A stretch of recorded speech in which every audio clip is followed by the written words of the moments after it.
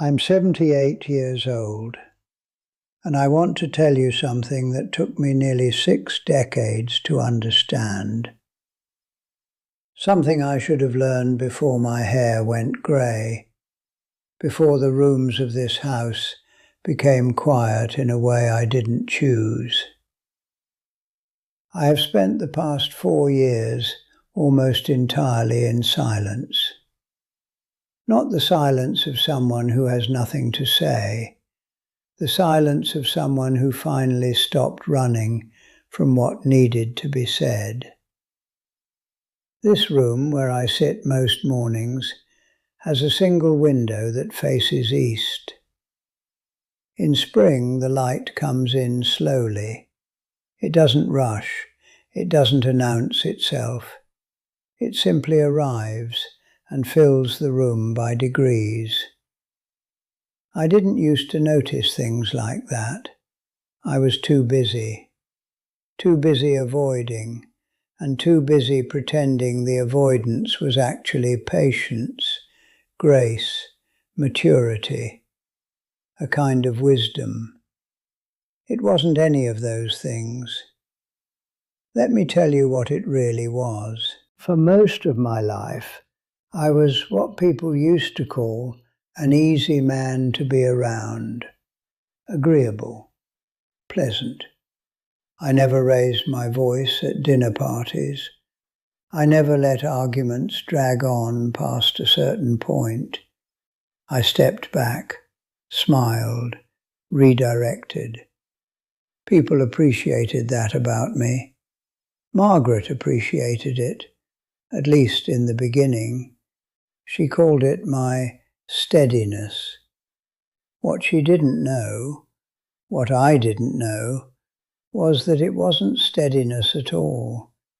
It was fear dressed in a very convincing suit. I grew up in a terraced house in Derbyshire, the second of 4 children, in a family where conflict was weather, unpredictable, sometimes violent, always leaving damage behind. My father and mother would argue in a way that filled the whole house, top to bottom, until the walls seemed to vibrate with it. I made a decision somewhere around the age of 12, not a conscious decision, more of a small interior vow, that I would never be the cause of that kind of noise, that I would be, in every situation, the one who stepped back.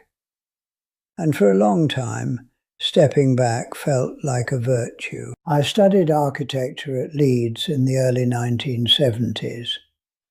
There was a group of us, young men with opinions and late nights, and the particular arrogance of people who have read a great deal but experienced very little. We would debate everything: politics, philosophy, the right way to make a pot of tea. And even then, even amongst friends, I was the one who eventually smiled and said, "Well, you might be right," even when I didn't think they were right, even when I knew they were wrong. My friend Douglas Hartley, who I met in my first week at Leeds and stayed close to for nearly 30 years, used to say I was the most agreeable man he'd ever known. He meant it as a compliment. I accepted it as one. I met Margaret in 1972. She was 23. I was 24. She had a way of saying exactly what she thought that I found extraordinary, almost startling. She didn't perform her opinions. She simply had them, stated them, and waited to see what the world would do. I found her completely remarkable. We married in 1975.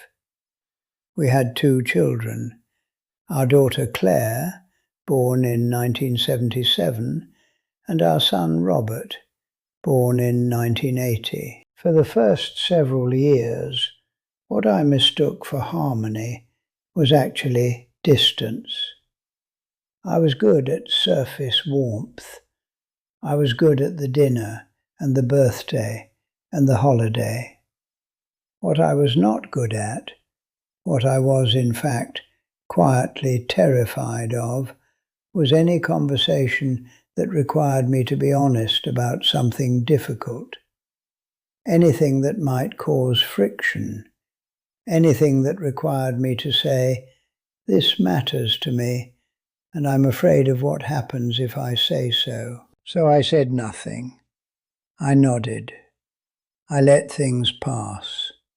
I smoothed things over before they could become what they needed to become. And everyone called me easy to live with. It's a strange thing, looking back. I thought I was keeping the peace.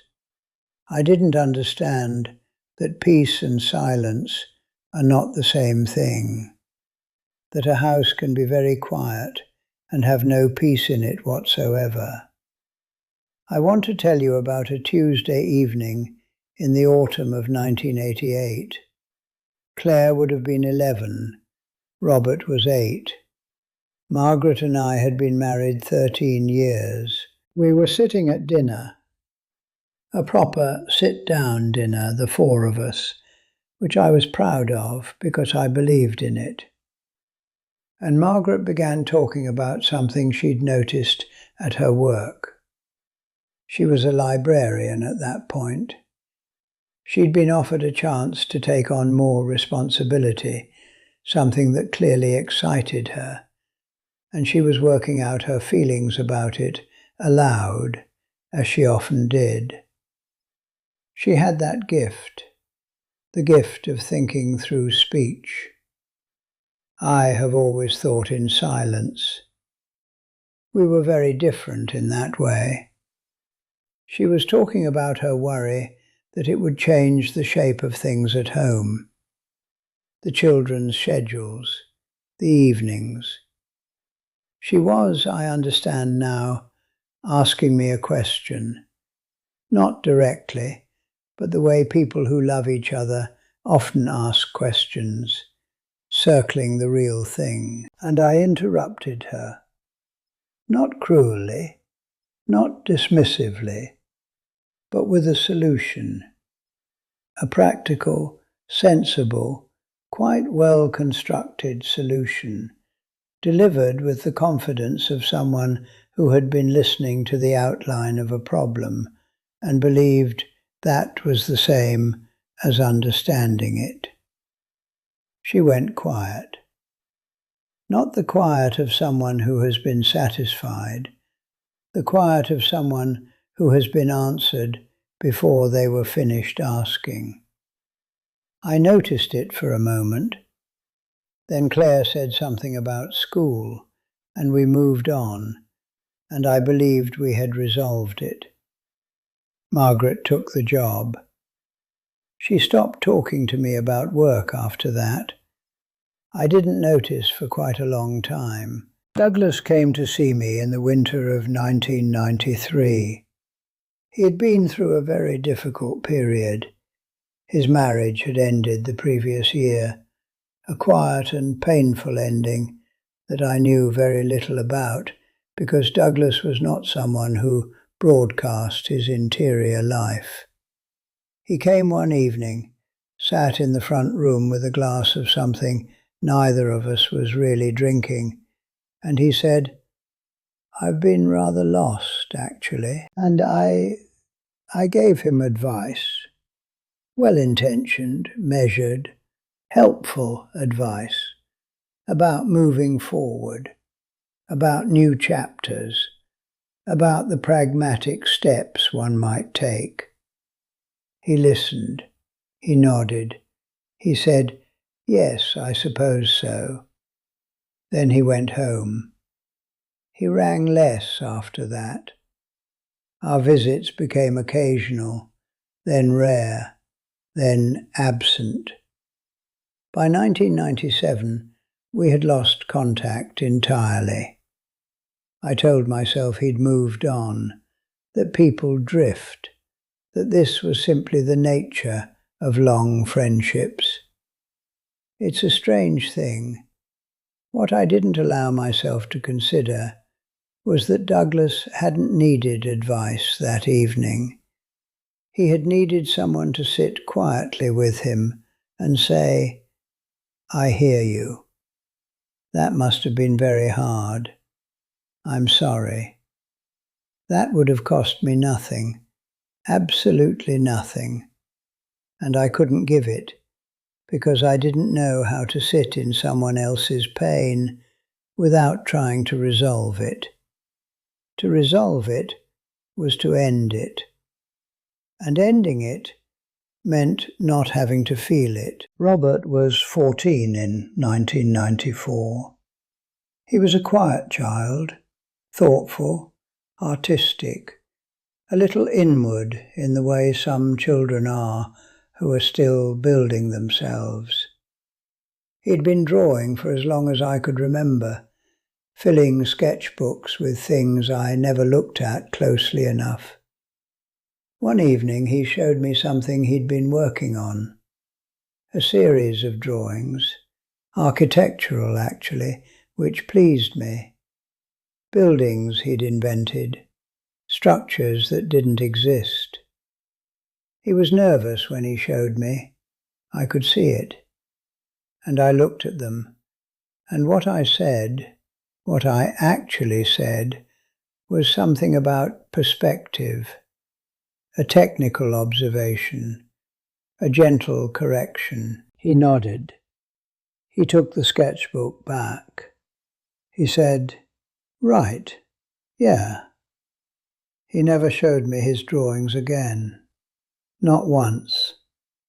In all the years since, and Robert is 45 now, with children of his own, and we speak carefully and politely, and always with something unsaid between us, he has never shown me anything he made. I don't know if he still draws. I have never allowed myself to ask, because asking would mean acknowledging what I did.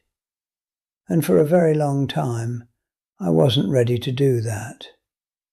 Perhaps that's not quite the right way to put it.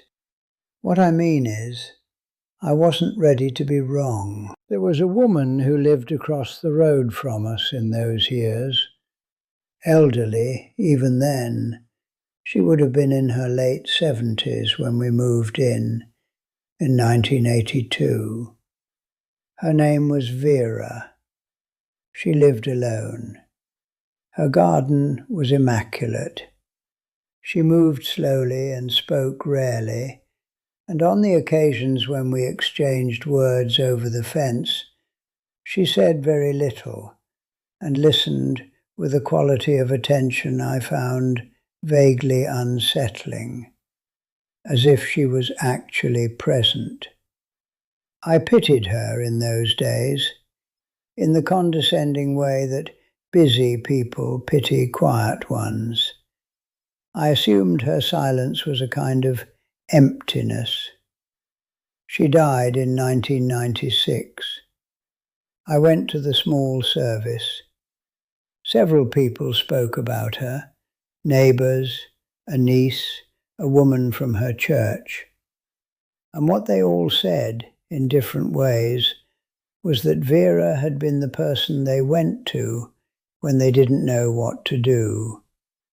Not because she had answers, because she had patience, because she would sit with you in whatever it was and not flinch and not redirect and not solve. I drove home from that service and I didn't say anything to Margaret about it. But I thought about Vera for a long time afterwards. I think about her still, actually. She understood something I had spent my entire life walking away from.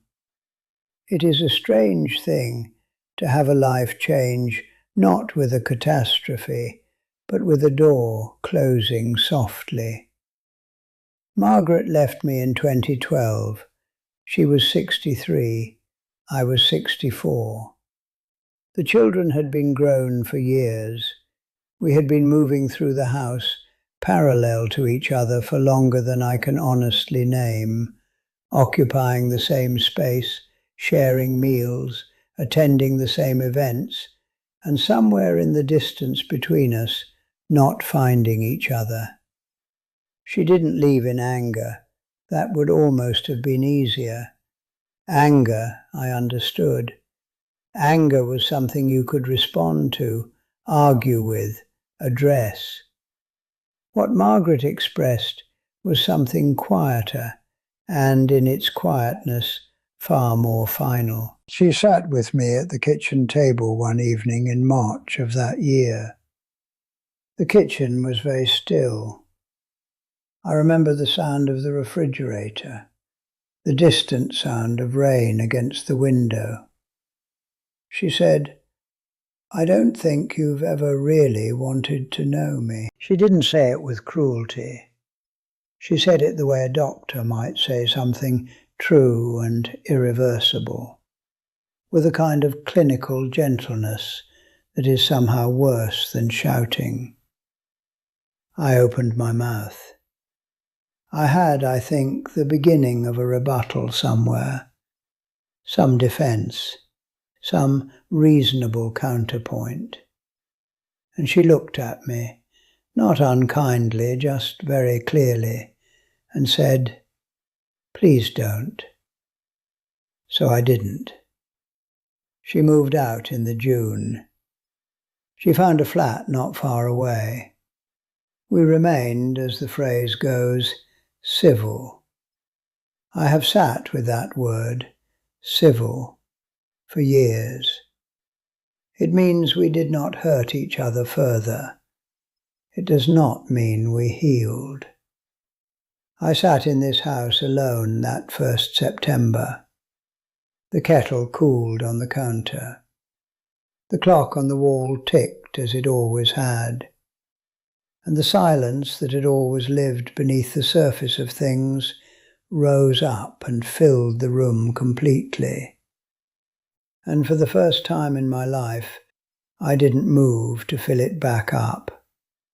I just sat, and I let it be what it was. And it broke me open, quietly, the way frost breaks open stone, not all at once, but completely. I want to be honest with you about what is gone, not to seek sympathy, but because honesty at 78 seems like the very least I can offer. Margaret remarried in 2018, a man named Graham. I've never met him, but Claire speaks of him warmly, and I'm glad for that. I mean that genuinely, without performance. She deserved someone who knew how to be present for her. I couldn't be. For 40 years, I couldn't be. Claire and I speak regularly. We have a relationship that is real and, I think, genuinely affectionate. But there are rooms in her interior life she doesn't invite me into, and I know why. I don't blame her. I earned that distance. Robert and I speak less. We are polite. We are careful. He has never shown me his drawings. Douglas. I don't know where Douglas is. I have thought about trying to find him. I imagine he is well, or I hope he is. What I would say to him now is nothing practical. I would simply say, I should have sat with you that evening and let you be lost for a while. I should have been willing to be in it with you. But Douglas is gone from my life, and that conversation will never happen. What I understand now, And this is the strange gift of arriving here at this age, in this silence, is that avoidance does not protect the people you love from pain. It simply ensures that they carry it alone. And people, after some years of carrying things alone, stop expecting company. They make their own arrangements. They find other rooms to put their grief in. They stop leaving the door open for you. Every time someone went quiet around me, I thought the difficulty had passed. I thought the waters had calmed. I didn't understand that the waters hadn't calmed. I had simply been left on the shore. The house is quiet now. Not the angry kind of quiet, the permanent kind. The kind that settles in after everyone has finished waiting. I don't say that to make you feel sorry for me. I say it because it's true, and because the truth of it seems important. I'm not going to tell you what to do. That would be my old self talking. And he had quite enough time at the front of the room. But let me offer you this, not as advice, just as something I wish I had heard when I was young enough for it to matter. Presence is not the same as attendance. I was present at every dinner, every birthday, every occasion. I was there in body, reliably, consistently, and yet I was, in all the ways that mattered, absent, because I had never learned to receive, to simply take in what another person was offering, without immediately doing something to it. The people who love you do not need your wisdom. They need your attention. Those are very different things. One of them feels like being helped. The other feels like being seen. And in 40 years of marriage, I'm not sure Margaret ever felt truly seen by me. Not because I didn't love her. I did love her in the way I was capable of at the time. But because seeing someone requires stillness, and stillness was the thing I had been running from since I was 12 years old, standing in the hallway of a house in Derbyshire, listening to the walls vibrate. The thing I avoided was not conflict. I understand that now. What I avoided was feeling. Conflict was simply the occasion when feeling became unavoidable. And so I kept the surface smooth and let everything pool below it for 40 years, until there was simply nothing left to keep. There is a book I found, too late, called The Lost Art of Listening by Michael Nichols. It said in perhaps 200 pages what took me 60 years of living to understand, that listening is not a passive act. It is the most active and generous thing one person can offer another.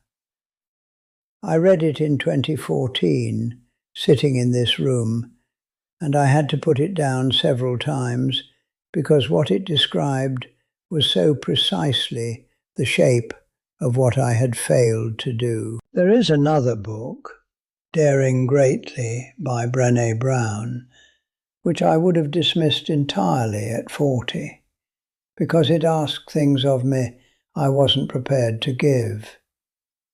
What it understands, and what I now understand, is that the avoidance of vulnerability is not the preservation of strength.